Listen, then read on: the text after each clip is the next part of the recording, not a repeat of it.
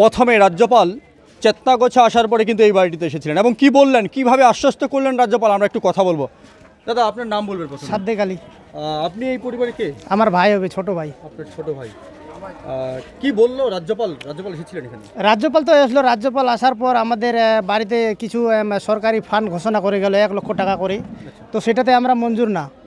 আমরা সর্বপ্রথম যে কাজের দুর্ঘটনাটা ঘটেছে তাদের শাস্তি হোক আইনত। সর্বপ্রথম আমরা এটা চাই সরকারের কাছ থেকে, কেন্দ্র সরকারের কাছ থেকে এবং পশ্চিমবাংলার সরকারের কাছ থেকে তাদের আগে শাস্তি হোক। তারপর সরকার কি দেয়, কি রায় দেয়, সেটা কি কোনো সুবিধা করে দেয় সেটা পরেকার কথা। সর্বপ্রথম আমরা এই যে 4 জন কাজে জড়িত ছিল তাদের আগে শাস্তি হোক। এর পাশাপাশি কি আপনারাও মনে করছেন যে বিএসএফের ফল্ট রয়েছে সেখানে? এখন দেখো, বিএসএফেরও আছে, বিএসএফের যে কন্ট্রাক্টরকে কাজটা দিয়েছিল ওনারও হাত আছে, এটা পরিষ্কার কথা। কারণ বিএসএফের হাত না থাকলে কন্ট্রাক্টর ওখানে যেতে পারে না, আর কন্ট্রাক্টর যদি বিএসএফকে হাতে না করে কন্ট্রাক্টর ওখানে পৌঁছাতে পারে না। কারণ ওটা হলো কেন্দ্র সরকারের জায়গা, ওটাতে কেউ এমনি যেতে পারে না। ওটা দুজনের ষড়যন্ত্র আছে, সেই ষড়যন্ত্রের কারণে এই 4টা বাচ্চার আজকে মৃত্যু হয়েছে। চাকরি বা কোনো কিছু এরকম কিছু আশ্বস্ত করেছে কি রাজ্যপাল? এরকম আশ্চর্য আমি এখনও শুনিনি, তো আমরা এটা দাবি করছি সরকারের কাছ থেকে। আচ্ছা দাদা, একটা বিষয় খুব ভালোভাবে আপনারা সবাই জানি, আমাদের দেশে দুটো সরকার, একটা কেন্দ্র সরকার, একটা রাজ্য সরকার। সেই জায়গায় রাজ্য সরকার ধর্ণামঞ্চ বেঁধে আপনাদের জন্য লড়াই করছে। আজকে রাজ্যপাল আসতে বাধ্য হলেন এবং কেন্দ্র সরকারের কোনো প্রতিনিধি এসেছিল কি আপনাদের কাছে? না, কেন্দ্র সরকারের এই অবধি কোনো প্রতিনিধি আসেনি। এখন আমাদের যে নেতাগুলাও রিকোয়েস্ট করেছিল যে বিএসএফের কোনো দপ্তর থেকে যে বড় কমান্ডার আছে সেগুলো আমার কাছে এসে বসুক, সে তথ্যটা ওরা জানুক কি হয়েছিল, কার দোষে এই কাজটা হলো, কের নির্দেশে হলো।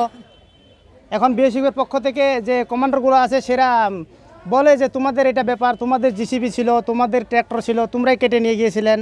তো আমরা এটাই বিএসএফের কাছে তুলে ধরেছি যে সব যদি আমাদের হয় তাহলে আপনারা কেন ওই কাজটা করলেন, মাটিটা কেন খুঁড়তে দিলেন? কারণ তোমরা জড়িত আছেন এই কাজে। আপনাদের রাজ্যপাল বলে গেলেন 1 লক্ষ টাকা করে আর্থিক সহযোগিতার কথা।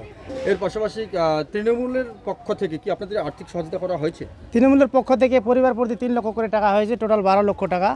সেটা তারপরের দিন হয়েছে, ঘটনার তারপরের দিন সেটা ওরা ফান্ড করে গেছে। আচ্ছা, কেন্দ্র সরকার অর্থাৎ কেন্দ্রে বিজেপি সরকার আছে বর্তমান, বিএসএফ যার আন্ডারে থাকে অর্থাৎ কেন্দ্র সরকারের আন্ডারে, তারা কি কোনো রকম আর্থিক সহযোগিতা? এখন দেখো, বিএসএফ যে অমিত শাহ, যে কেন্দ্র সরকারের যে বিএসএফগুলো থাকে যে অমিত শাহের কাছে, তার পক্ষ থেকে কোনো আমরা মেসেজ পাইনি।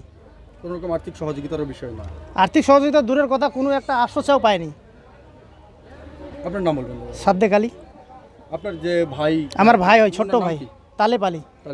ভর্তি চলিতেছে নার্সারি থেকে 9ম শ্রেণী পর্যন্ত অ্যাডামস স্কলার একাডেমিতে। আপনাদের সহজ চোপড়া কলেজ পাড়ায় সম্পূর্ণ সিবিএসই কারিকুলাম দ্বারা পরিচালিত। তবে আর দেরি কিসের, আজই চলে আসুন আমাদের প্রতিষ্ঠানে।